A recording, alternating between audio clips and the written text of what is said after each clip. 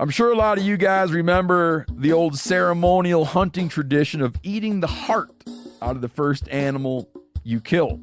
Meat from those organs are among the most nutrient-rich foods on the planet. You can get those same benefits your ancestors craved via convenient daily capsules from Heart and Soil. Find out more at heartandsoil.co. And remember, use code MeatEater for 10% off your purchase. There's nothing like snook hook sets at dawn or catching a tarpon in the moonlight. Find your next fishing trip made easy on fishingbooker.com and experience the magic of the Sunshine State or any other destination on your fishing bucket list. Book a blue water adventure in search of sailfish or go snapper fishing with the kids. With over 6,000 captains and trips to choose from, planning your next one just got a whole lot easier. Download the Fishing Booker app on the Google Play or App Store or visit them online at fishingbooker.com to book your trip today.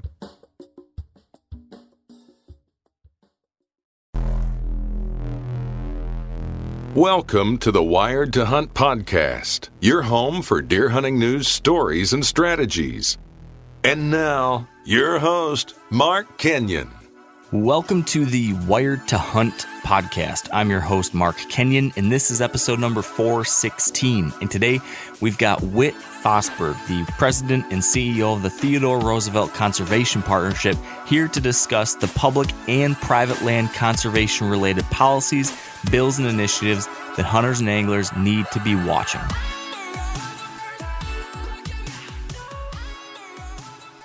All right, welcome to the Wired to Hunt podcast brought to you by First Light. And today we are in week 3 of our Conservation Month series, and we're kind of taking an approach today that combines what we talked about in the first week and the second week. So week 1, we had Randy Newberg talking public lands. In week 2, we had Matt and Adam from Land and Legacy talking private land. And today we've got Whit from the Theodore Roosevelt Conservation Partnership to talk about where these two things come together. So the Theodore Roosevelt Conservation Partnership is a nonprofit conservation organization that works to develop partnerships across a wide variety of different folks to move hunting and fishing related policies forward. Things that are good for hunters, things that are good for anglers, things that are good for wildlife and habitat. And they find ways to bring different organizations, hunting organizations, fishing organizations, different folks within the conservation world, and kind of move them in a way that we can achieve more by working together. It's a collaborative approach, and the TRCP works to build those relationships and get those things moving in the right direction. So today, Whit is going to kind of fill us in on what those very most important initiatives are. What's happening right now across the landscape, across the political world, across the on-the-ground kind of conservation movement. What's happening with private lands? What are the things that we need to be thinking about to make sure that there's healthy landscapes out there on private land for deer and deer hunters and all these other critters? And same thing for public lands. So we kind of take those two approaches that we talked about in the last couple of weeks, bring them together, get this high-level kind of 30,000-foot overview that Whit is really well-informed and able to help us on. So we're going to discuss things like the next Farm Bill, which is really, really important when it comes to the places that we deer hunters focus on. The Farm Bill is a tremendous conservation-focused bill, so that's something we talk a lot about. We talk about how conservation could and should be thought about within the upcoming infrastructure bill debate that I'm sure many of you guys have been hearing about in the news. There's some stuff in there that, or maybe there could be some stuff in there that should be helpful to deer and hunting and the outdoors and the natural world. We're going to talk about migration corridors. This is something that Randy and I kind of teed up, and I wanted Whit to dive into it further. We talk a decent bit about chronic wasting disease, which I know is something that isn't a fun thing to talk about, but is important, and Whit's got some updates for us there too. And then this one's something you don't hear a whole lot about within the hunting world, but it seems to be changing. We're talking about why organizations like the National Deer Association, the Archery Trade Association, Whitetails Unlimited, the Pope and Young Club, and dozens of other hunting and fishing industry companies and organizations, why they're now talking about changes in climate and getting past the weird political polarization of this topic and talking about how hunters and anglers can push for common sense approaches to tackling this challenge and improving wildlife habitat and the environment, doing good things to make sure we can hunt and fish. So that's one of those topics that for a long time has been super polarizing, but it seems to be changing, and Whit's got some updates there that I think are worth hearing. So that's the game plan today. It's an interesting conversation. I enjoyed it. If you want to stay up on these things, if you want to be a well-informed hunter or angler and be able to, advocate when necessary, this kind of information is going to help you do it. The TRCP is a great resource, and Whit is as well. So that's what we got. I enjoyed this one. I hope you do. Thanks for tuning in for Conservation Month and for thinking about these topics. I think we can all make a big difference, and I'm excited to, be a part of this community that I know is doing good things. So that is going to be it for me. Let's get to my conversation with Whit Fosburgh. All right, now with me on the line is Whit Fosburgh. Whit, welcome back to the show. Hey, thank you very much, Mark. It's great to be back with you.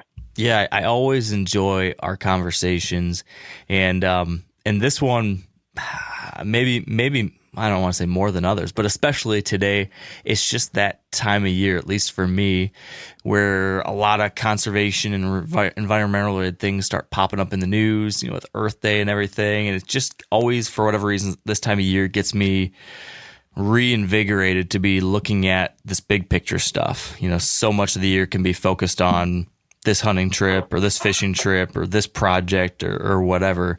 But this springtime period, at least for me, always seems like a great opportunity to step back and look at, what are the things going on that ensure that I have places to go and have critters to chase and do those things. And there's few people out there that are more involved with that than you would. So how are you feeling these days? Are you feeling invigorated or are you worn down? No, actually I feel pretty good. I think that, first of all, spring is a great time. I've managed to get out turkey hunting a couple of times in the last couple of weeks, and the shad are in the river, and, stripers are in the river. So it's, sort of a time where optimism blooms, and we're not yet to the dog days of summer here in DC. So no, I think it's a good time to be optimistic. And then from a policy perspective, new administration, there are always a lot of changes. There's always a lot of things they're trying to do, and you're scrambling, especially given, the last 4 years and then these upcoming 4 years, you could not have pulled more polar opposites in a lot of conservation policies. Yeah. But, we tend to sort of, track that middle ground anyway. So I think that, we feel optimistic about what we can accomplish. We felt optimistic about what we accomplished, or proud of what we accomplished in the last year or two. And no, I think, this is one of those issues that remains pretty much bipartisan in Congress. And, with that, I think we have an opportunity to actually get stuff done, whereas a lot of other people just, gnash their teeth over gridlock in Washington. Yeah. So how does this swinging of the pendulum from left to right that we seemingly have every 4 to 8 years? I mean, Randy Newberg and I were talking the other day about this and how you see, historically over the last 50 years or so, we'll get good on the environment, but not so good on hunting rights and guns when you go to the D side, and you'll be great on hunting rights and guns, but less so on the environment or public lands when we swing to the left. Are you seeing that changing at all? Are you seeing that we're starting to get a little more of that middle ground like you mentioned? Or is that something that you guys are constantly battling, given the fact that you're kind of planted in the middle as well as far as what your guys' role is? Yeah, I think that we are, swinging back toward the middle a little bit. I mean, historically, Republicans have been as good on conservation as Democrats have. You could argue even better going all the way back to, Theodore Roosevelt's time. EPA got created under Nixon. That Clean Water Act became law under Nixon.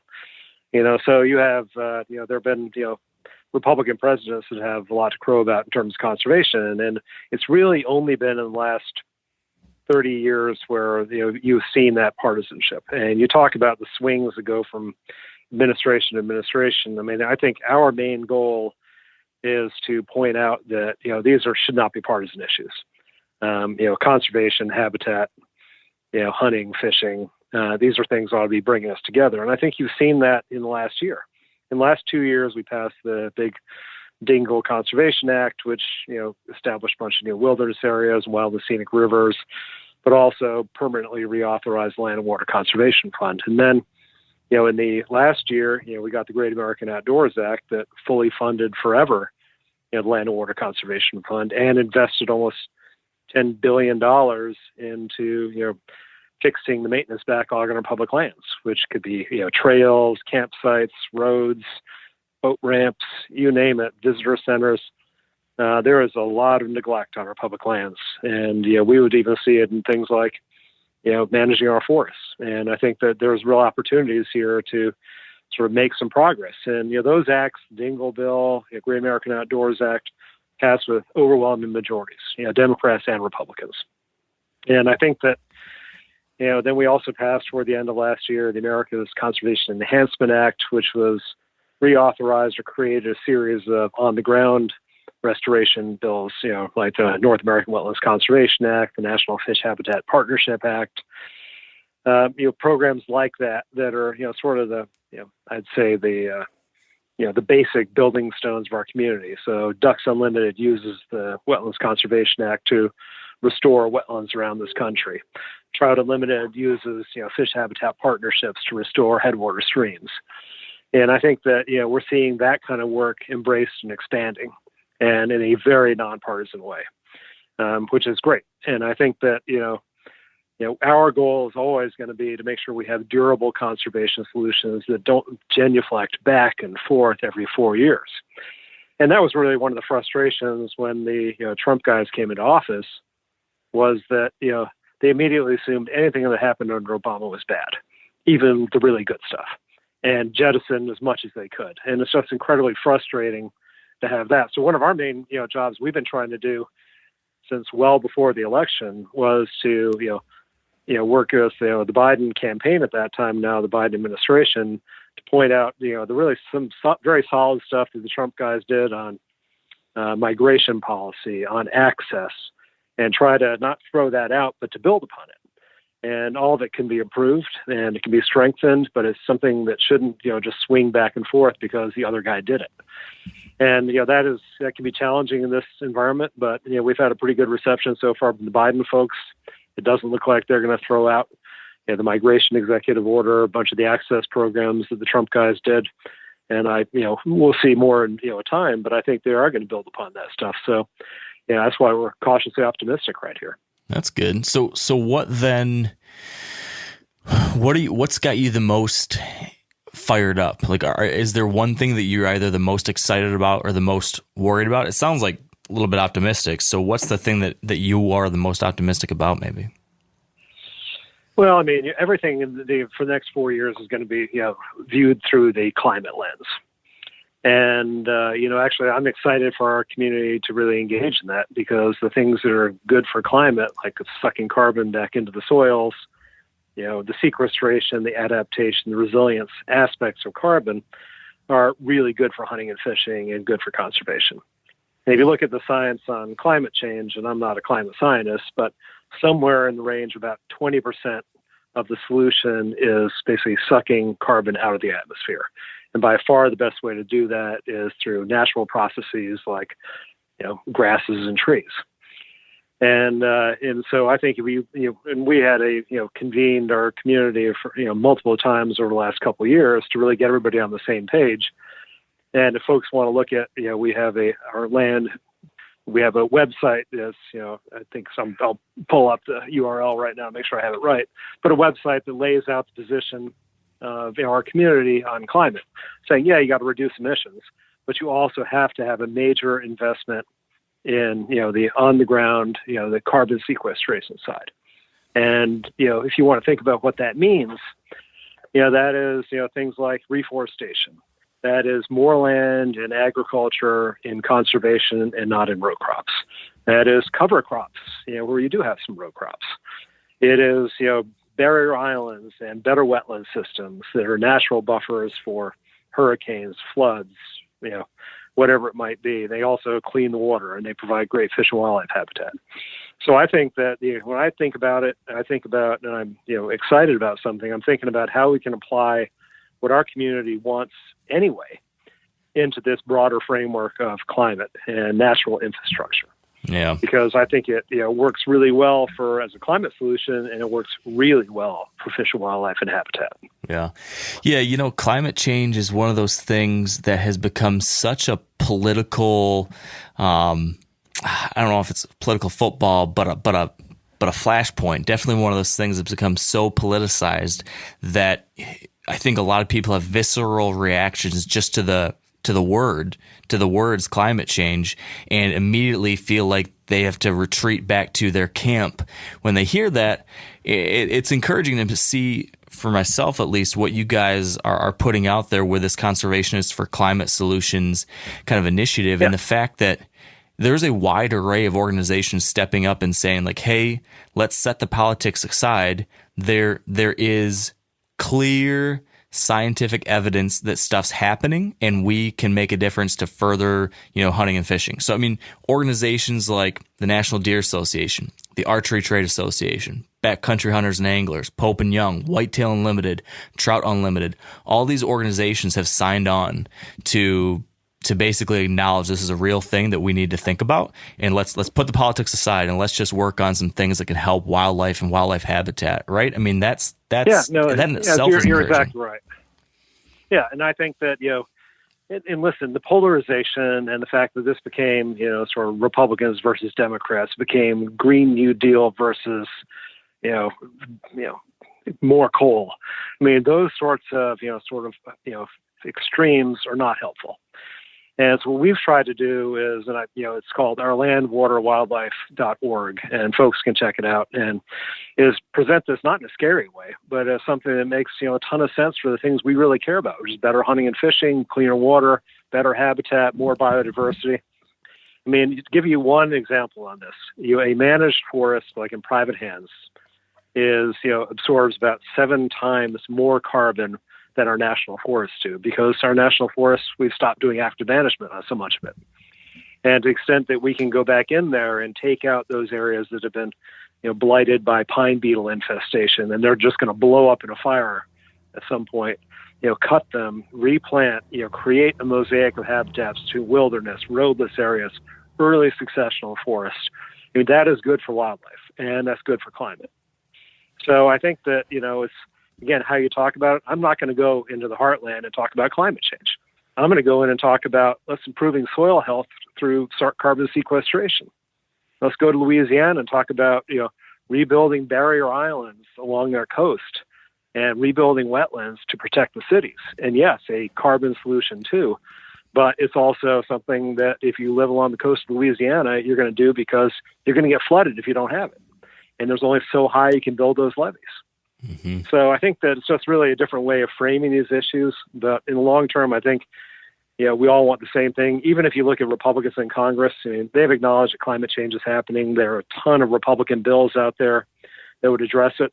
There's a difference in ideology sometimes between the Republican side and the Democratic side, with more of a command and control versus incentives, technology versus a carbon tax or a cap and trade. Fine. I'm not the smartest guy in the room. Let somebody else figure that stuff out. What our community can do is, we can help with the habitat side. And, that I think is really good for the things that you and I care about. Yeah.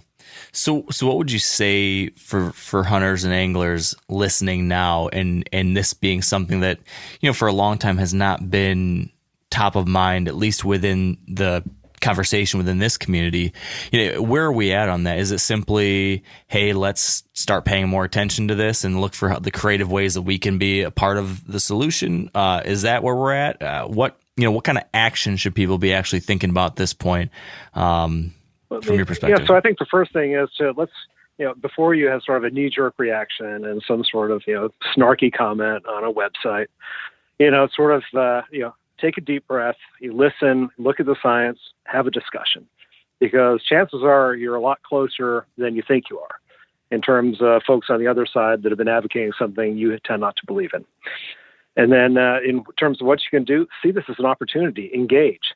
We want to see the Farm Bill programs, the conservation programs in the Farm Bill, which is about a $6 billion annual program. We'd like to see them doubled in the 2023 Farm Bill. So in the numbers that Washington is kicking around these days, that's very doable.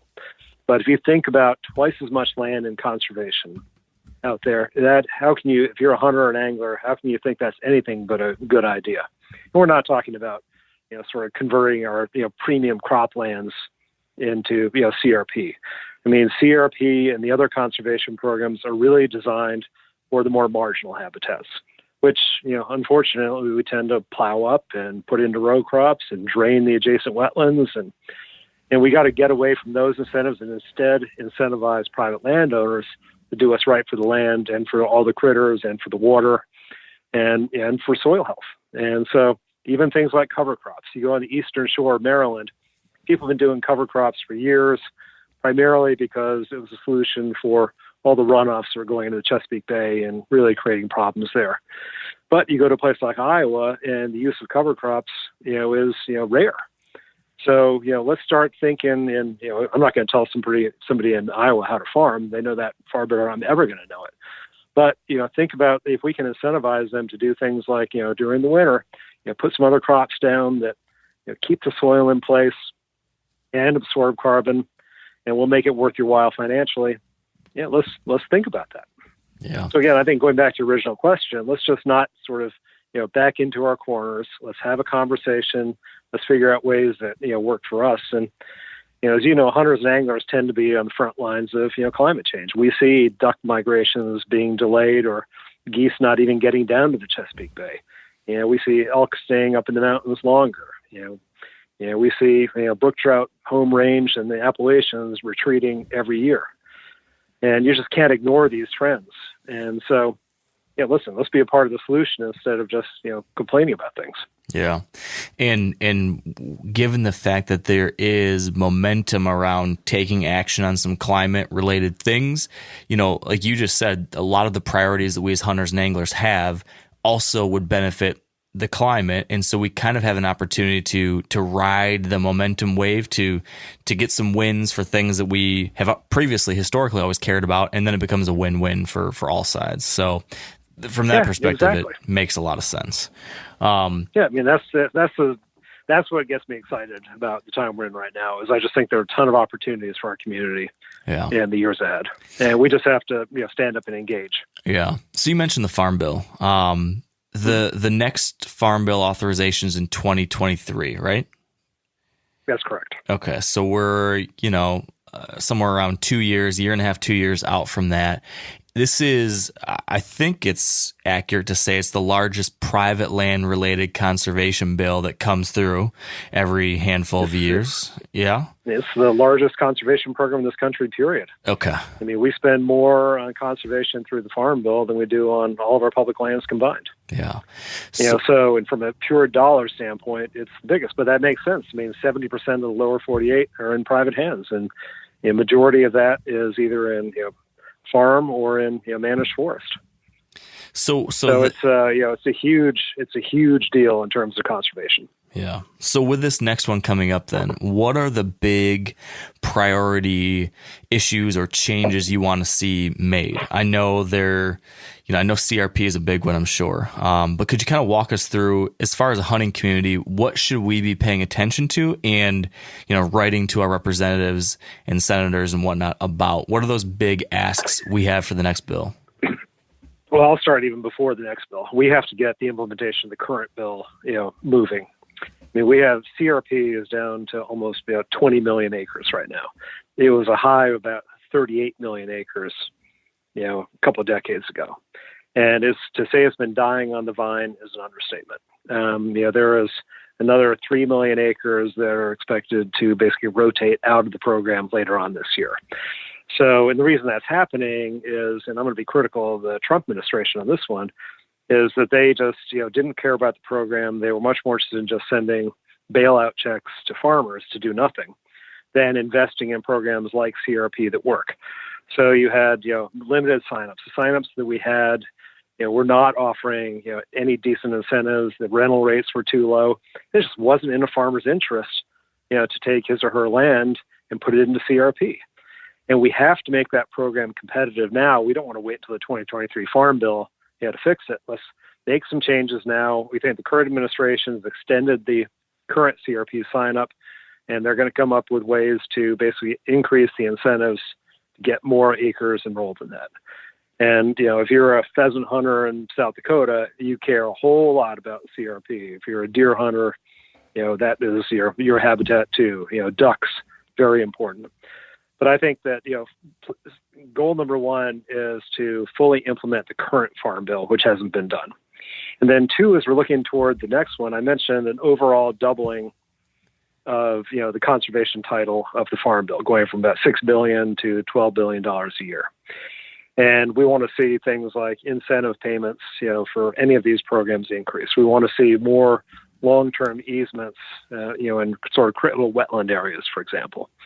We want to see things like the Regional Conservation Partnership Program, which looks at entire landscapes and, sort of takes a holistic approach to how do we conserve this area and make it work for private agriculture.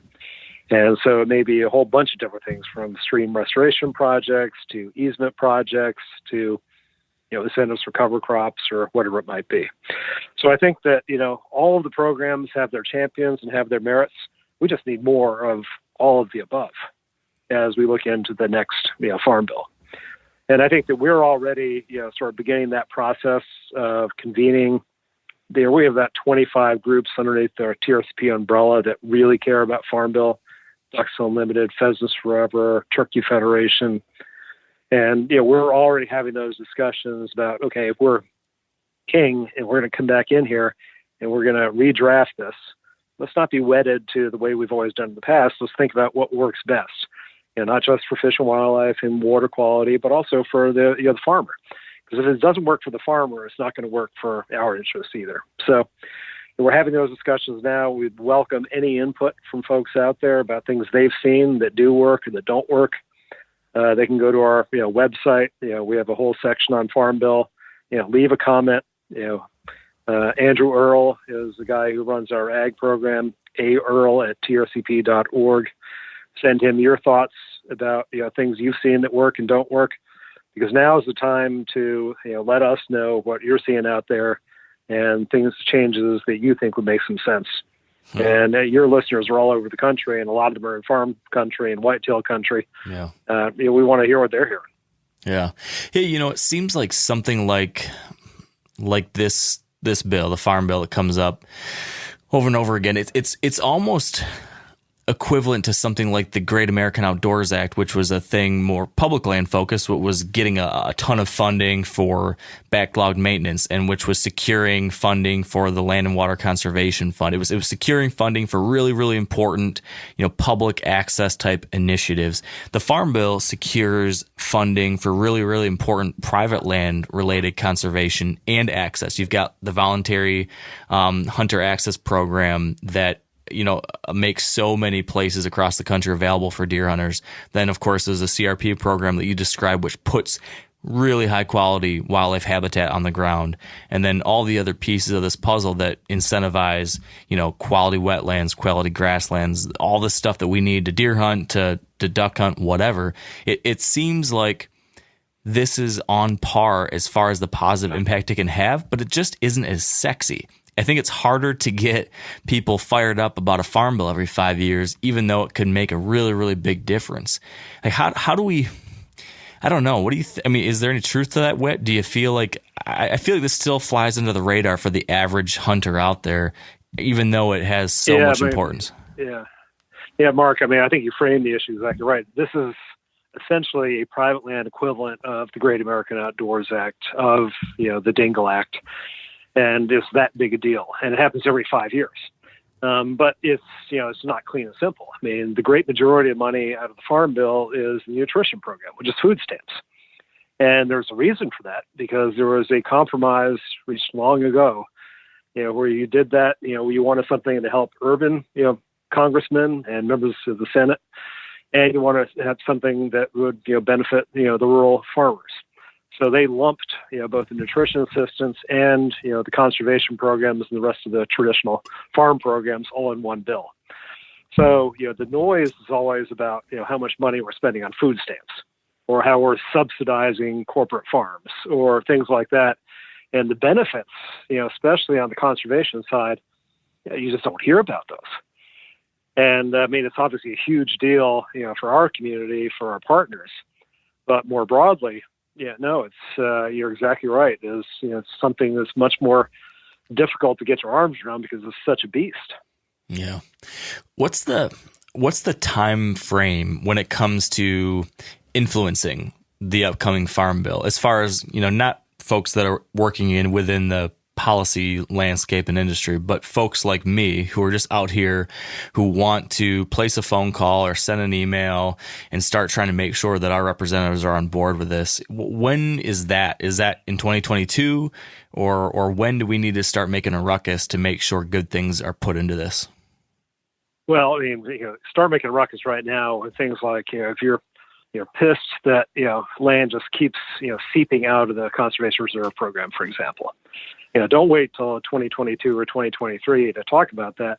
Talk about that now, because we want to maintain the pressure on this administration to do something about that. So let's do that first.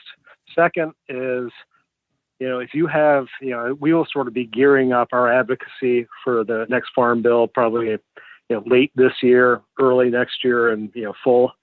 And you can get your cues from our website or from Pheasants Forever, Ducks Unlimited, whoever, about opportunities to engage at that time. But this gives you a little bit of time right now to learn more about these programs, how they might impact you. I mean, one that you mentioned that I'd forgotten to mention, that voluntary public access program, that's a huge one. So just so folks understand how that works, it's a $50 million program in the Farm Bill currently. And it provides, grants to states on a competitive basis. And then those states go out and they develop, easements or basically agreements with individual landowners to open up that land for public hunting and fishing. And then in return, the farmer, gets a payment, and the state assumes liability if, somebody gets injured on your property. So it's a program that really works. It works well with things like, the walk-in programs in a lot of Western states. When they started this program on the federal side through the Farm Bill, it was really TRCP and Pheasants Forever and AFWA, Association of Fish and Wildlife Agencies, that worked together to create this program, the 2008 Farm Bill.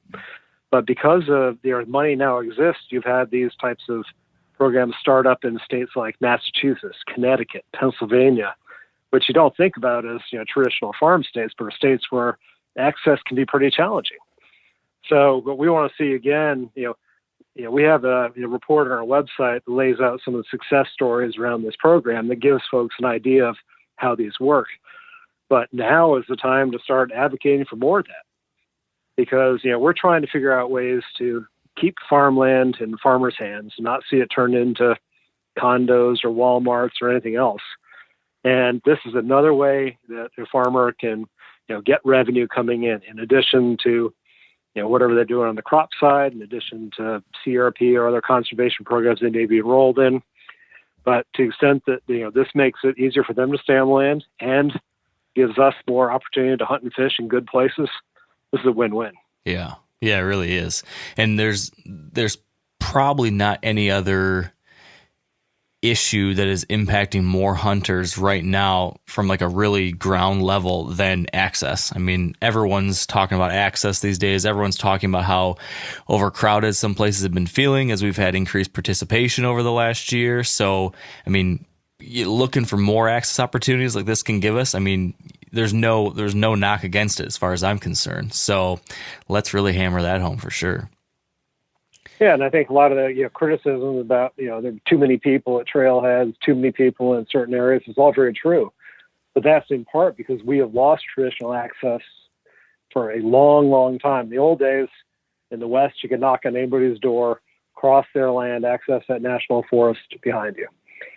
You can't do that anymore. All those lands are posted, and which then forces everybody in the, say, Western United States into restricted official access sites to that national forest, which obviously increases conflict, reduces the user experience, and it's just a bad deal all the way around. So things like the voluntary public access program for private lands create more of that. In the East, I mean, you've seen, same sort of, changes. In the old days, all the timber company lands in Maine or the Adirondacks, you could just go and hunt on them. But now they're almost all leased. So if you're fortunate enough to be a part of that lease, then you got a great place to go. but a lot of other folks get shut out of that. And so these programs are critical for providing an experience that is going to keep this sport strong in the future. Yeah. So kind of hopscotching to another hot topic within the world of politics right now. There's a lot of talk about the big infrastructure proposal coming out of the current administration. And It seems like, given the political situation, it seems like something's going to pass one way or another, whether it's bipartisan or not. Something's going to happen on this front. So what does that mean for, is there an opportunity there for hunters and anglers? It seems like from some of the things that I've been reading and some of the things that you guys are talking about with your Conservation Works initiative, you guys see some opportunities in there. Can you kind of outline where you think wildlife and habitat and stuff like that fits into this maybe? Yeah, I think, listen, this is another opportunity. And we usually don't think about things like an infrastructure bill as an opportunity for fish and wildlife. But, part of that is definitions. And, part of what we have been trying to advocate, and, again, we have another whole, web, section of our website is about this. But what we're trying to advocate is that, first of all, let's redefine how we think about infrastructure. It's not just about, bigger levees and, just sort of the hard, gray infrastructure, as they call it. It is also about the green infrastructure. It is about wetlands. It is about, barrier islands, the things we've talked about that can make huge differences in terms of communities, but also for our issues. And I think we're making some progress on that. I mean, North American Wetlands Conservation Act is a great program for ducks, but it's also, critically important for preserving wetlands, which in turn, take care of reduced flooding and improve water quality. So if you're not sending all this, polluted water down the upper Mississippi River as fast as you can, overwhelming the, wastewater treatment facilities in cities like Des Moines, you're doing a good thing, not only for people, but also for the environment and for, the things we like to go hunt for. So I think that, part of it is definitions and really thinking about infrastructure in a different way because, historically the Corps of Engineers, organizations like that have viewed infrastructure as one way, and that's something that is built. And we're trying to expand that definition a little bit. But you also think about things like the highway bill, which is part of, it probably is going to be part of any big infrastructure package. We had, pilot programs of $250 million in both the House bill and the Senate bills that would pay for wildlife crossings. So if you're in Wyoming, you may have seen these, to take mule deer, elk, pronghorn over the interstates so they don't, get hit and, people aren't put at risk also. And these are things that, make a ton of sense. The animals use them, they habituate to them. And obviously there was a whole bunch of things in terms of siting, where you put these, but we want to see that program in this current effort, kicked out to $500 million and go for things beyond just big game in the Western United States to a lot of Eastern programs. I mean, there's issues with black bears in Tennessee, elk in Kentucky and Pennsylvania, reptiles and amphibians in New Jersey. So there are a bunch of different places we need to think about how do we get animals that always have to move over these, systems that are often lethal to them and to people. So, that's just an idea. If we think about infrastructure, the ways that we can get some of our priorities built into these broader programs. Now, there's going to be a ton of stuff that has nothing to do with our issues, from rural broadband to traditional roads and bridges, and that's all fine. But we just want to make sure that, as Congress looks at putting together a big package on this, that our issues are included. Now, when the Biden administration, sort of rolled out its initial thoughts and blueprint for what would be in there, they've talked about this natural infrastructure, which is important. They've talked about, restoring the Everglades, which is, critical and obviously a priority of ours. They've talked about restoring wetland function around the Great Lakes. So I think that, there are a lot of folks that have been hearing this that are going to be on the same page with us. But like climate, we see this as another opportunity. Is this one of those things where it's, how do you see the outdoors community engaging on this one? Are we at a stage yet where we have a concerted, or we should have a concerted effort of pushing any of these things, or are we still kind of in a wait and see holding pattern to see what actually gets put into some kind of bill? Where do you feel stuff stands on that? Yeah, I think that there's an opportunity to sort of engage right away. I mean, first of all, we've got go to our website. We have a national infrastructure sort of microsite within that really talks about what do we mean by natural infrastructure, wetlands, barrier islands, living shorelines, rivers and streams, all that stuff. So become familiar with some of the topics that are being discussed. But right now there is not an infrastructure bill that has actually been put together. So that is coming. So there will be a time, in the not too distant future where everyone will have a chance to weigh in and to, support, S23 or whatever it's going to be. That will be, the Senate or House version of an infrastructure package. And I actually think that this is one of those areas that there's a lot of bluster right now, but I think Democrats and Republicans believe that we need to invest in a big way in infrastructure. How big a way is another thing. What are sort of the ancillary issues that might get tacked on? There's going to be some debate about that. But I think there is broad consensus that, infrastructure has been neglected for too long in this country and needs to be invested in. Yeah. It'll be interesting to see how it all plays out. I hope this is one of those things that can bring folks from all sides together and get something that makes sense moving forward. But as it seems, there's always seems to be opportunities for things to get crazy. Who knows? Always opportunities for that. Don't worry about that. Yeah, that's for sure. Now, a lot of you guys are familiar with the old hunting tradition of eating, some organ, the heart or a chunk of liver off the first animal you kill. I had that when I was a little kid, and it was a big deal. Organ meats were always prized by frontier people who knew the importance of getting a lot of different minerals and nutrients. And as often is the case, those guys were onto something, because organs are among the most nutrient-rich foods on the planet. And you can get the same benefits your ancestors craved via convenient daily capsules from Heart and Soil, made exclusively from regeneratively raised, grass-fed, and finished cattle. Heart and Soil's unique freeze-drying process means all those important nutrients are trapped in, ensuring you experience every one of the benefits of nature's superfood in a clean, convenient, taste-free capsule. Find out more at heartandsoil.co. And make sure to use code MeatEater for 10% off your purchase. That's heartandsoil.co. Use the code MeatEater. You ever get that feeling you're stuck inside staring at screens and a primal urge kicks in? You crave wide open spaces, fresh air, the chance to connect with the land? Well, maybe it's time to find your own piece of the wild. But searching for property can be a maze. That's where Land.com comes in. They got millions of listings across the country, from mountain ranches to hidden fishing holes.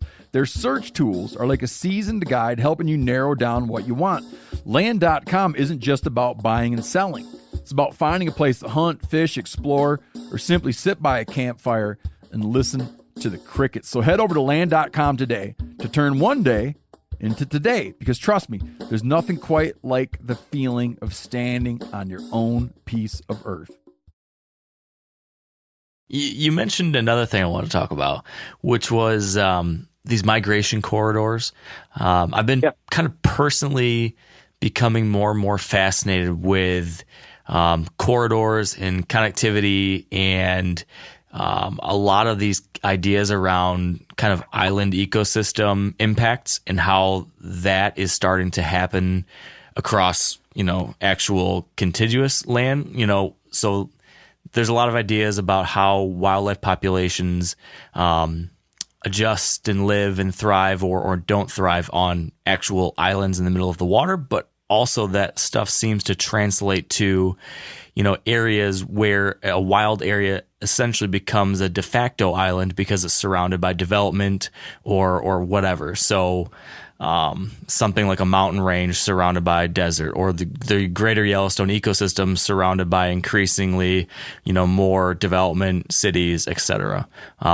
And one of the big things here is the importance of having these corridors, migration corridors and whatnot, so that you can not only have actual big game migrations continue, but you can also have these populations, be able to connect between different chunks of ground, so that, a bear that's in one area can mingle with bears 50 miles away, and so they don't get stuck in their own little island, and then that population never gets influx of new genes, and it can better weather changes in whether it's climate or pressures from people or fire or whatever. So I've been just reading a lot about this. It's very interesting. I'm just curious where you guys are on these things, stuff like the Wildlife Corridors Conservation Act. Just curious, what's on your radar on that front, other than you mentioned the wildlife crossings. Yeah, so, science has come a long way on this issue over the years. And listen, you and Ranella have talked about like Isle Royale and the wolves and the moose. And that's a classic example of what happens over time when you can't get influx of new genetics into a population. They end up, essentially blinking out. So, movement is critical, particularly for big game species. And I think everybody who hunts sort of knows that intrinsically. You obviously things like Path of the Pronghorn, coming out of Jackson and going down toward the Red Desert is famous. The mule deer research that's been going on in Wyoming is just, fascinating, where they've collared mule deer and tracked them, and they may travel 150 miles. And then you start to think about the things they need along that journey. It's not just how to get across a highway or how to deal with fences. It is, the stopover areas where they, gain strength for the rest of that trip. And if you've got an oil field or some sort of development in what was an historic stopover area, they just keep on going. They don't have that nutrition. So, our thought about what goes into protecting these migrations, first of all, what the migrations are like, but then what we need to do to protect them has changed. And it's just super cool science. And University of Wyoming has done a tremendous amount on this.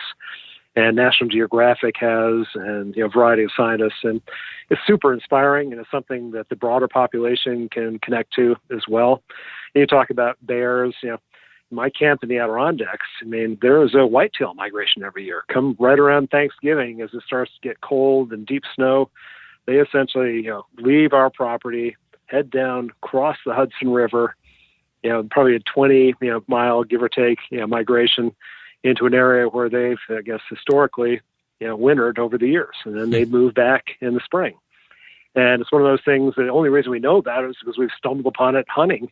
When all of a sudden toward, that late season time, you start seeing all these does and fawns and, spike bucks, just cruising down here. The paths are beaten to mud. The big bucks stick around. They can handle the heavy winter. But the smaller animals, the younger animals, they all basically leave the property. And it's, something, I wasn't aware of, 15, 20 years ago, but we've kind of figured out over time. And if that's happening there, then it's happening in a lot of different places. So it just argues that we need to create these incentives to allow these animals to move, particularly as the climate gets warmer. And they're going to have, more and more of a need. And so how does that look? Yeah, we talk about crossings, but we also think about things like the Land and Water Conservation Fund. And if we're going to be purchasing, lands or easements on private lands, that are going to be critically important to allow these, let's think about that, not just in terms of this is a beautiful vista, but that this is a really important site on their migration journey. And let's use some of these resources that we have for these types of projects in those areas. In other words, just follow the science and, maintain these migrations. Now, I'm going to give the Trump administration a lot of credit on this one. When they did Secretary Order 3062, which basically directed the western states that had mule deer, pronghorn, elk to come up with their top migration, corridors in those states, and then, work with the federal government to create conservation plans. And that was not only important in its own right, but that also led to a bunch of the western states creating their own programs. And you had states like Utah and Wyoming that had done a fair bit on migration already. But then you had others like, Colorado, Nevada, New Mexico's doing this, come up with their own programs that are going to be critically important in the future. So we just want to make sure there's no backsliding on that. because, that is, really important stuff. What do you see as the next steps on that? So the executive order got those plans being put in place. What's necessary to get that into actual action? All right. So I think, we talked a little bit about, for example, the highway bill and funding, because one of these crossings over, especially a big interstate, is expensive. So, we need to have money for crossings. We need to have money to incentivize farmers to change their, fencing structures. Pronghorn don't jump over fence. They slide under fences. So they have to have, particular, designed types of fences that it will allow them to pass. But also more broadly, how do we make sure that this is embraced and works for the private landowner, and they don't see it as something that all of a sudden, it's another, burden that's being imposed upon them without any resources to help them. So, let's figure out some financial incentives. That's what it takes to retrofit fences, to, sort of provide, that, grasses or whatever they need and that stopover habitat. How do we do a better job of citing things like oil, gas, solar, wind development so that it's well off of these corridors and doesn't impact either winter habitat or summer habitat? These are all the things that we've got to sort of put into policy now that we've embraced conceptually the idea of conserving migration corridors. Yeah. So I think a lot of that stuff was included in the Wildlife Corridors Conservation Act that passed the House last summer, I believe. Where do you see that going? Is that going to be resurrected, do you think, or a new version? Well, I think you're going to see some new versions of this. So we had a little bit of heartburn, with the one that came out of the House, not because it was ill-intended by any means.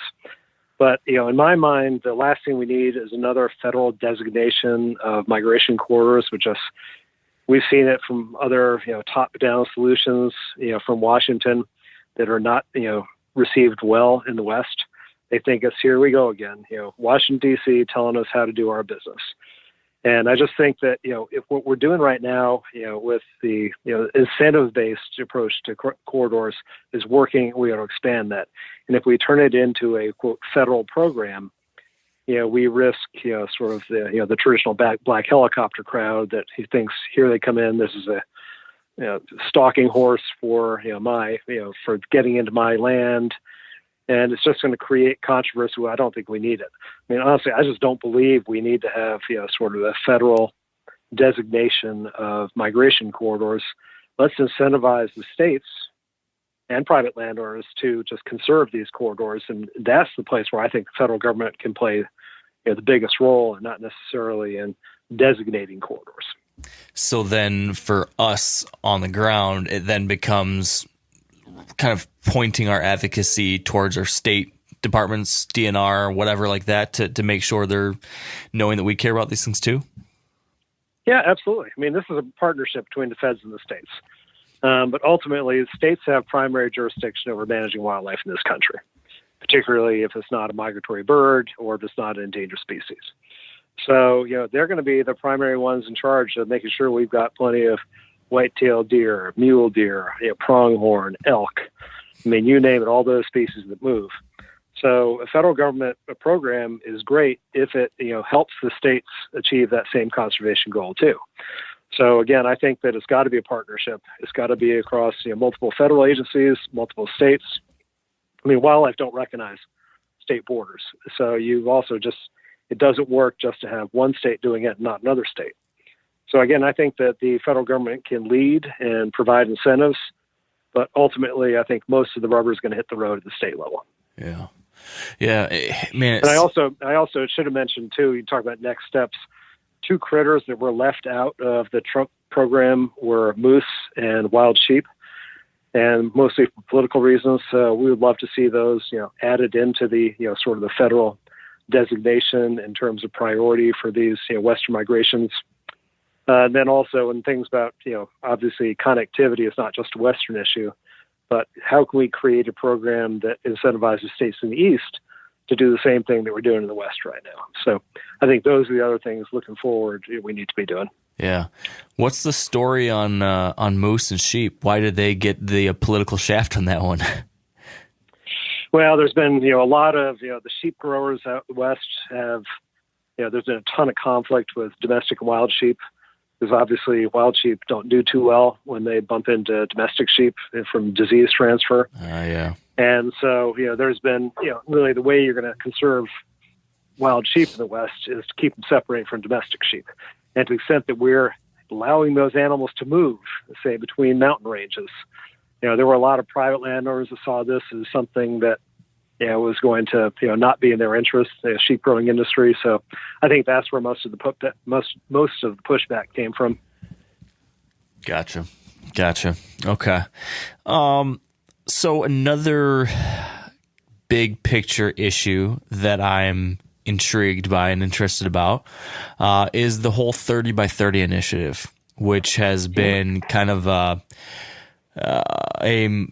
rallying cry that has been spreading across the country and the world, and most recently was included in an executive order by the current administration as a goal to work towards, that being protecting 30% of our land and waters by 2030. From a hunter and angler perspective, from the TRCP perspective, what do you guys think about this goal, this initiative, and where do you see it going? So it can go one of two ways. It could either be really exciting and something that, again, I think could really, benefit our, long-term goals of conservation, hunting, and fishing, or it could be, sort of a preservationist, let's say, Trojan horse that ends up, preventing active management on a lot of lands, creating a lot of controversy. So, the 30 by 30 concept was originally international, and it was a response to the collapse in biodiversity around the world. And I think that, it was, very, well intended and, necessary, because, the U.S. does a better job literally of any other country in the world of managing its fish and wildlife.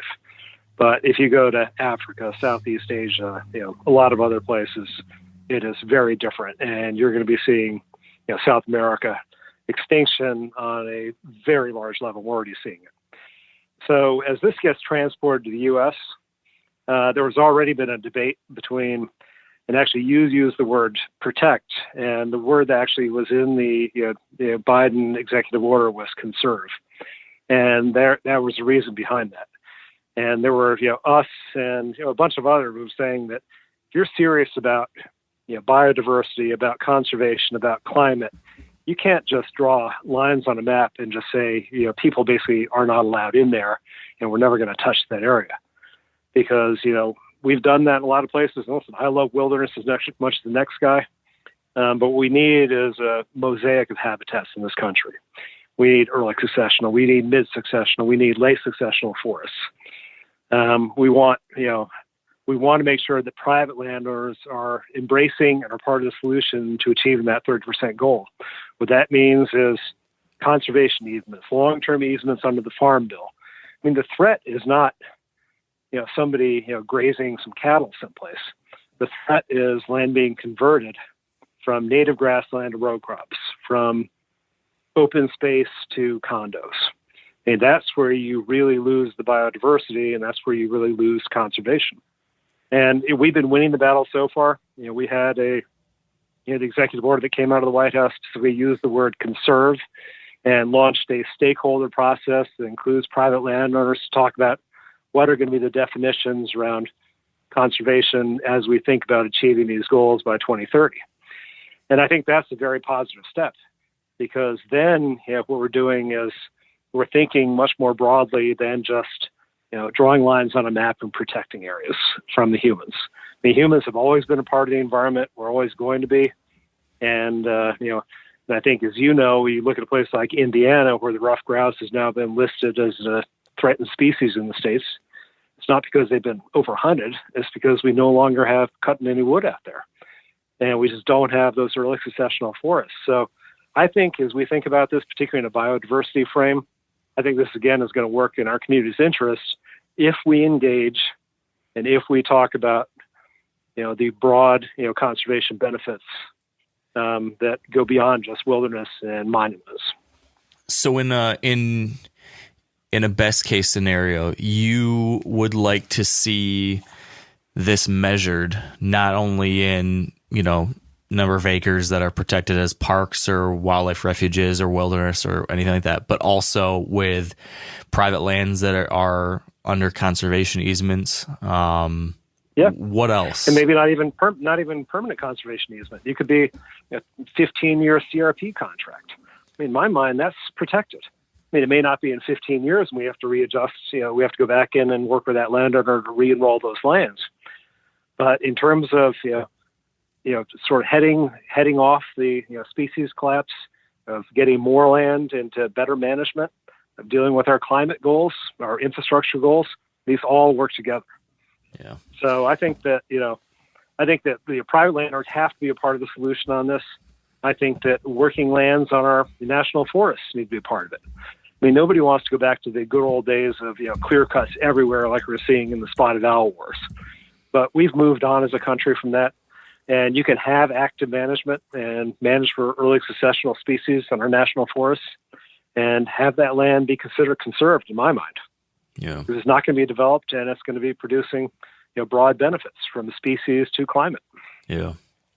This is one of those issues that one of those opportunities, at least the way I'm seeing it right now, that I think can probably hits home with just about every one of us, because I think almost any one of us right now could look back in our childhood to some favorite fishing hole or some little backwoods woodlot where we used to build a fort or chase rabbits, or some creek that we used to catch fish in, that now when we go back to revisit that place of our childhood, it's a Walmart, it's a highway, it's a drainage ditch. I mean, we're losing so many of these open spaces, and we're all seeing it everywhere. It's happening. And it seems relentless. To have at least some kind of hopeful goal of, hey, let's try to proactively, get ahead of this in a few places. Man, I think people are going to get sick of me bringing this up, because I'm excited about the positive potential here, because I want to make sure, my kids have got a little woodlot to go chase rabbits in, and a fishing pond to catch, bluegills in, that's not surrounded by industrial development. It seems like something that if we get involved with it and help aim it in the right direction, this could and should be a really good thing. Yeah, I'm totally with you. And again, you have to be an optimist to be in our business. I mean, if you were a pessimist, you would have quit a long time ago and gone and build a bunker in the ground someplace and lived off a deer, and that's it. Yeah. But you have to be optimistic about this, and you want to have these goals, and you want to have everybody sharing these goals. And part of the thing that is, I think, neat about the 30 by 30 concept is, if we get private landowners behind this concept, thinking about how can they contribute to that, long-term goal as a nation and the world, I think that's good, and not see this as something that's a threat to them, but is something that, could make sure that they have that farm and their family for generations to come, doing good things, not just for producing crops, but for all the other ancillary benefits, including access and teaching their grandkids to hunt and fish in that same place that they learned. Yeah. So it seems like this is another one of those issues that's in a little bit of a wait and see kind of position. Is there anything that we should be thinking about on this front other than just keeping tabs on it and seeing what opportunities arise? Yeah, I think just keep tabs on it at this point. I mean, there's never going to be sort of a hard legislation on 30 by 30. This is an aspirational goal, and which is good. And I think that, but let's just frame that goal in the right way and make sure that we're all, working on the same page. And, again, you sign up as a supporter of ours, and you'll get a weekly, email from us, and there'll be plenty of updates of where we are in that 30 by 30 process. And to the extent that there is actually a real stakeholder process that moves forward to help define this, I mean, we want to be engaged in that, which means we want, all of you folks out there to be engaged in it too. Yeah. Okay. I want to jump back to something we were talking about at the very beginning when you brought up some of the things that we're thinking now as a hunting fishing committee related to some of the climate initiatives out there. And the move that we're seeing happen towards more and more renewable energy, which seems like a good thing in a lot of ways, obviously, as you look at the different environmental impacts of energy consumption and how it's derived. And obviously wind and solar now is becoming a lot more affordable. It seems like that's the direction things are going to be heading more and more. But I live in an area where a big wind farm was recently put in. And so I've all of a sudden seen wind energy up close and in person, and experienced it kind of a different kind of way, with new roads being built and all these woodlots, 100 of these things put up all around me, and roads all over the place, and construction crews all over the place, and 16 windmills within view of the house, and flashing lights and all of this. And it just kind of gave me a different perspective from, hearing about something in the news to then seeing it in person. And then, I also started seeing solar farms popping up where 100 acres of what used to be a farm field is now 100 acres with metal barbed wire fencing all around it and nothing but solar panels across the entire acreage. So what used to be wildlife food and used by some amount of wildlife is now 100% a wildlife desert. I was listening to a podcast recently where they were talking about this, and they were talking about, if the country is going to shift towards renewable energy in the way that folks are talking about, it would require solar farms or wind farms, across tremendous scales of land, like states worth of square miles covered with things like this. And the first thing that came to my mind was, man, I get and I appreciate the need to have cleaner ways to get our energy, but how do we do this in a way that doesn't create another biodiversity crisis like you were just talking about? How do we do this in a way that doesn't end up, eliminating all the open land we're trying to save with 30 by 30 initiatives? Is this something that's on you guys' radar yet at all? It just seems like something that we're going to have to think a lot about. Yeah, listen, development is development, and it doesn't matter whether it's a wind turbine or an oil derrick. I mean, if, for example, mule deer is coming down its migration, it sees it, it's going to go around it. If a sage grouse is going to move its lek, from that area, because they have been grown up, they've evolved over millennia to avoid any tall structures, because that's where the raptors sit and pick them off. So if they see some sort of tall structure out there, they're not going to be anywhere near it. So, I mean, there are all these ripple effects, on species from, renewable development, the same way there are with oil and gas. And I think that, and then you mentioned the view shed issues, the roading. I mean, the notion that renewable energy does not have any impacts is just simply not wrong. I mean, it's simply not right. And I think that we need to be way smarter about how we cite these. And we did a process back with the Obama administration, probably a decade at least ago, where there were a whole bunch of proposals for new solar developments around the West, and there was a lot of pushback. So we convened a summit in Las Vegas with the Department of the Interior, with our community, with the states, to talk about siting, and got a bunch of those proposed areas taken off the board. Now, you can put a solar development out in a desert someplace, and it probably doesn't do a whole lot of harm.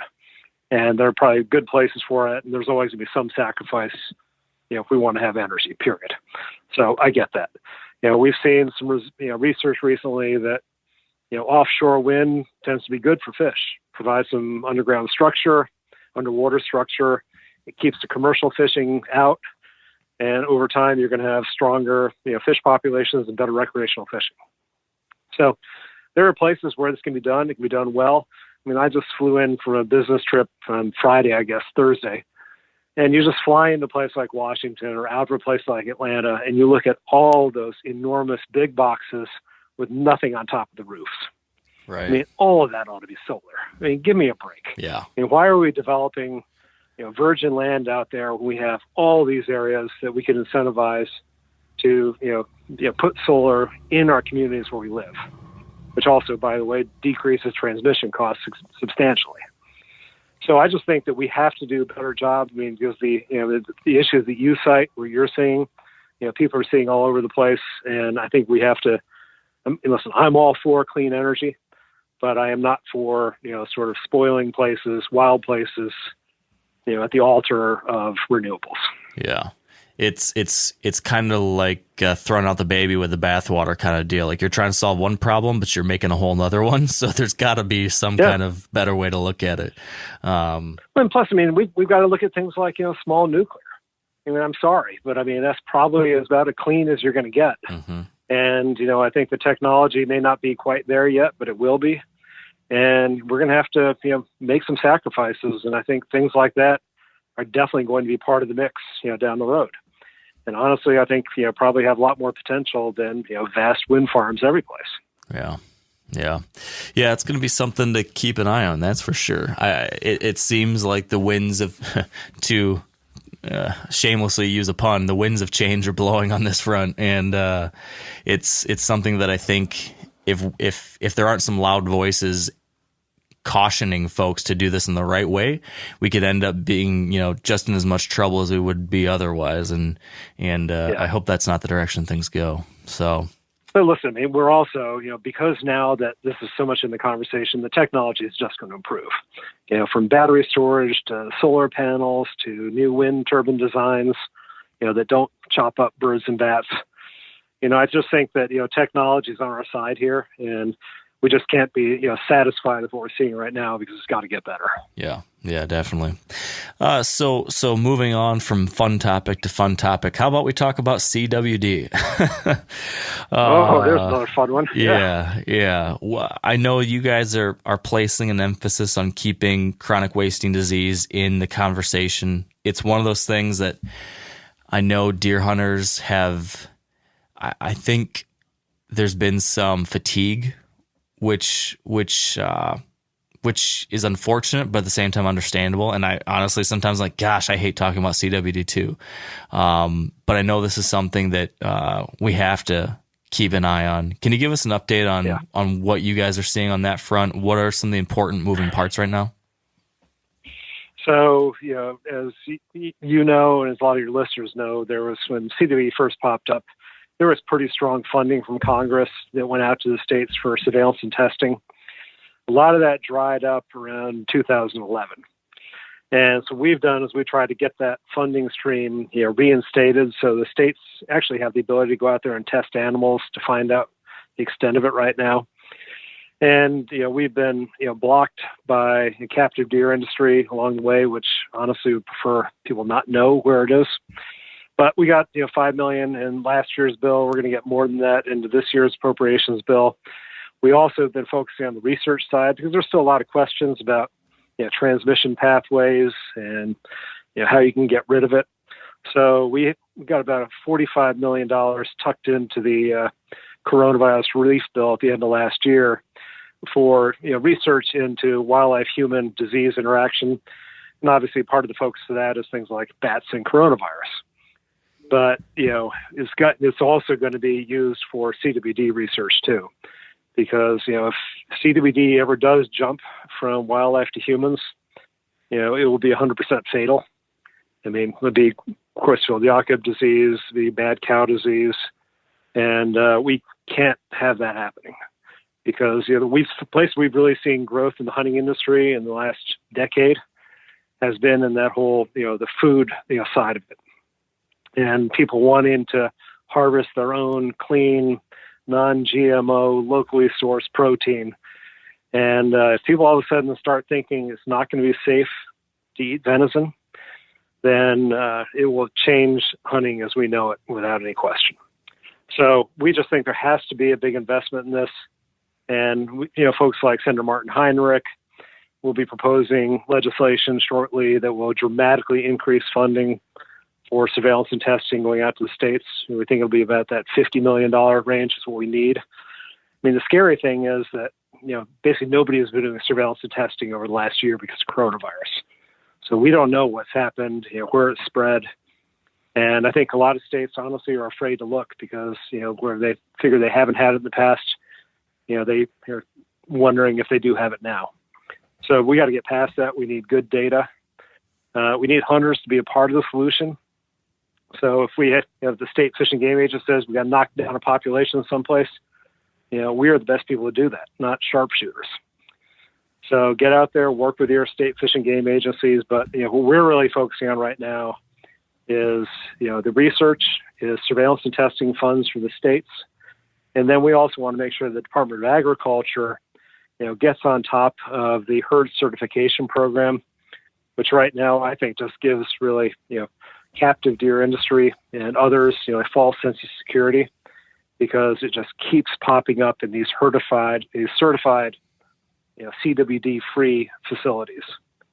And that's because they're, moving deer around all the time. So I would love to see a moratorium on the interstate movement of deer, until we have a much better handle on transmission pathways, on, the efficacy of the herd certification program. But, the easiest way for this thing to spread is in the back of a truck. Yeah, and it seems like you said that there's a lot left to be desired as far as the processes for monitoring these places and regulating these places in a smart way. So, unfortunately, it just seems like this has been something we've been banging our heads against a wall on for a long time now. And maybe it is as simple as funding and hopefully having one of these technological breakthroughs that eventually gives us insight into what's a real long-term solution. But it seems like right now it's monitor, slow the spread, and hope for something good to come down the road, right? Yeah, and that's what it is. And it will travel very slowly, if nature has its own way. I mean, not quickly at all. I mean, the plane that travels is when, you're moving live deer around for the captive facilities. It travels when you whack a whitetail and you throw it in the back of your truck and you drive 3 states over and process it back at home. Yeah. I mean, those are the things we can't be doing anymore. Yep. And, that may change our lives a little bit, maybe more of a pain in the ass, but, to keep enjoying what we're enjoying is well worth that sacrifice. I also think that it's time for the hunting community and your listeners and Steve's, the obsession with bigger and bigger racks is going to kill hunting eventually. I mean, to the extent that, that is what's driving these shooting facilities where some, jackass can fly in from Wall Street and shoot a 300-inch deer that afternoon and have it on his wall in a week. That's not hunting. Yeah. And we can't, I think our community needs to push back hard against that sort of stuff and dry up the demand for these canned hunts. Yeah, they are not helping the cause in a number of different ways. They're punching holes in the boat, that's for sure. Yeah, and that's just not what hunting's about. I mean, if you're an outsider, you're skeptical of hunting in the first place, and this is what you see. I mean, you're not going to accept that. No. It shines a horrible light on what hunting is and leads to a lot of misperceptions and causes a lot of trouble. I'm right there with you on that. Yep. So do you have any more really fun topics like this that we should cover, or is there anything that you are actually optimistic about that we should close on? I think I've talked about the things I'm optimistic about. I mean, I actually, I'm always optimistic because I always think we can do better. And I think that, if you think about the last year, the silver lining in coronavirus is that, a lot of people who had either left the sport or never tried it got back into hunting and fishing. I mean, the hunting numbers look like it was a 5% plus growth from, 2019 to 2020. And that is huge. Fishing is going to be at least 10%. And, that is a ton of new folks in, and some people will complain that, it's more crowding, but listen, I mean, this is a good thing. I mean, they're paying into the conservation system. They're the future stewards of these resources. They're the folks who are going to, write to Congress and ask that, conservation be maintained. So, I'm excited about how do we convert, all these new hunters and anglers into conservationists. Yeah. And, that is, we've talked with our, federal, our corporate partners about, we had Chris Metz, the CEO of Vista, which is federal, and Remington Ammunition and a bunch of other outdoor brands. He was talking about that. We had Dave Boltheis, the president of Pure Fishing, on that same call, talking about how they're going to try to maintain that, growth in the fishing side.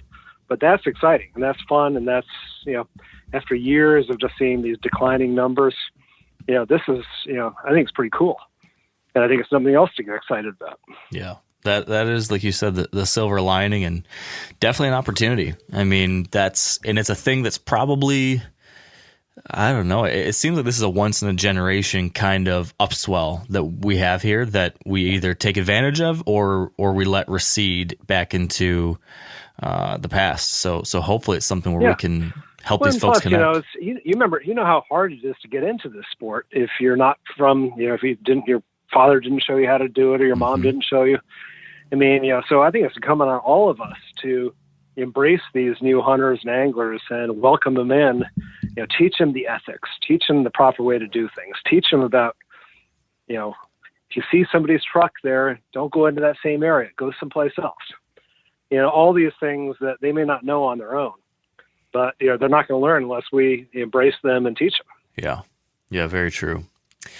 So Whit, for folks listening who have maybe not traditionally dove into the advocacy or conservation related things, but they were curious enough to listen to this one because they want to know what's going on. Maybe it's even some of these new hunters or new anglers who have gotten interested in trying it out. And so they're listening to this and they're kind of realizing that, wow, there's a lot of things going on around me that are impacting whether or not we can hunt or fish, or whether there's places to hunt and fish and critters out there.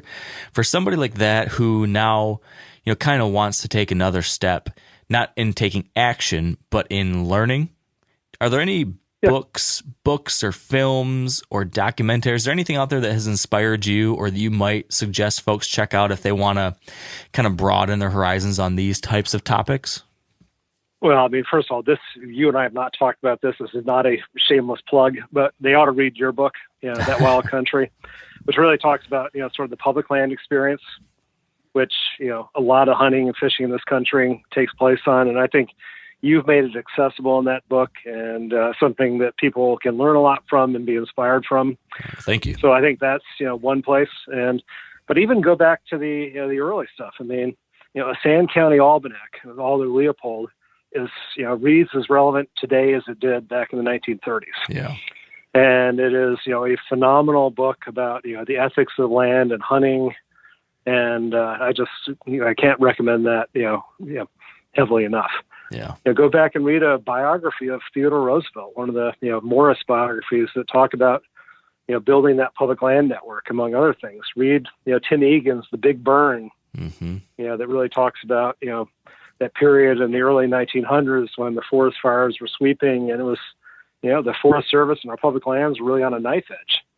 And, the experiences from that whole catastrophe really strengthened what is now our public land network.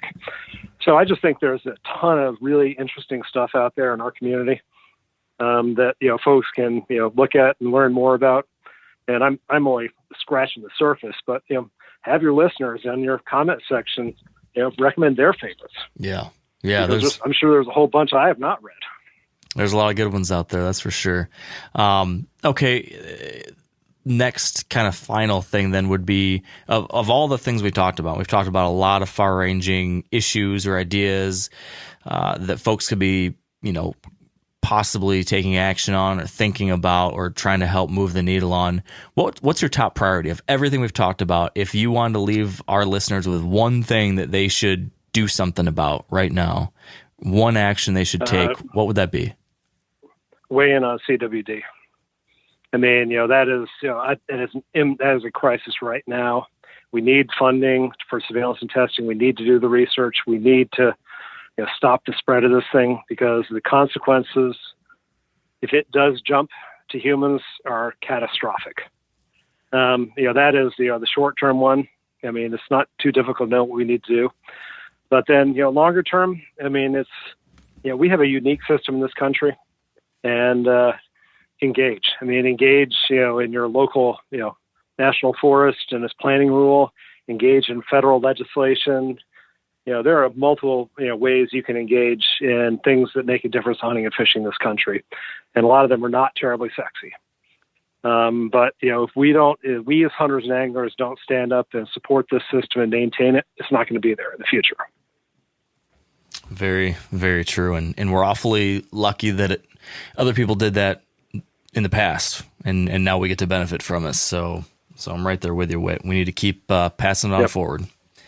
If people want to connect with what you guys are doing over the TRCP, can you give us a scoop on where to find that? Should we sign up for the newsletter, other things like that too? Yeah, definitely. Sign up. It's free to be a supporter. You can throw some money at us. You get a hat or Orvis Helios rod or a Browning shotgun, depending on how much money you want to throw at us. But if you just sign up as a supporter, you will get a weekly newsletter. You'll get updates on things. You'll get alerts as to when something, if you identify what you're interested in, things you care about are popping up. But then also, support our variety of partner groups. Support your local Pheasants Forever chapter, National Deer Association, Mule Deer Foundation, whatever it is, because those groups do amazing work on the ground.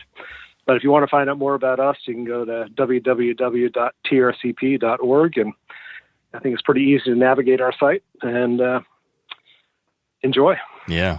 I'll loft out a little plug here since you plugged my book so nicely. I absolutely would recommend folks listening to sign up for that newsletter and become a supporter. It really is, one of the biggest challenges with being able to engage on a lot of these wildlife and habitat related issues is just keeping track of the million different things out there that are happening. And if you're not proactive about keeping tabs on what's happening with our public lands or wildlife or conservation related issues, it's really easy for a lot of that stuff to just happen and you never know it. But you guys do as good of a job as just about any as far as keeping us up to date on important things going on. You've got a lot of great articles on the website that provide updates on current issues, on legislation, on priorities that we should be talking to our representatives about, different stuff like that. I mean, it's really been a great resource for me, so I can't recommend it enough. And I just want to thank you, Whit, for the great work that you and your team's doing. I appreciate it, and I appreciate your time here today.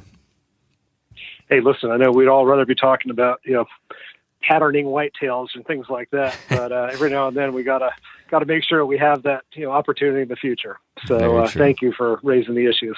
Absolutely, Whit. I appreciate your time. Let's do this again. All right, sounds great, Mark. Thank you. And that's gonna do it. Thank you all for tuning in. Appreciate you listening. Appreciate you being a part of this awesome hunting and fishing family we have. Thanks for taking action when you can, for speaking up for wild places and wild things, and for being a deer hunter. Because being a deer hunter is a pretty damn cool thing to be. I certainly am proud to be one, proud that it's my lifestyle, and I'm looking forward to getting out there and seeing some big velvet bucks here in just a matter of weeks, probably weeks or months by the time this sucker's out. So until then, until next time, thank you and stay wired to hunt. I'm sure a lot of you guys remember the old ceremonial hunting tradition of eating the heart out of the first animal you kill. Meat from those organs are among the most nutrient-rich foods on the planet.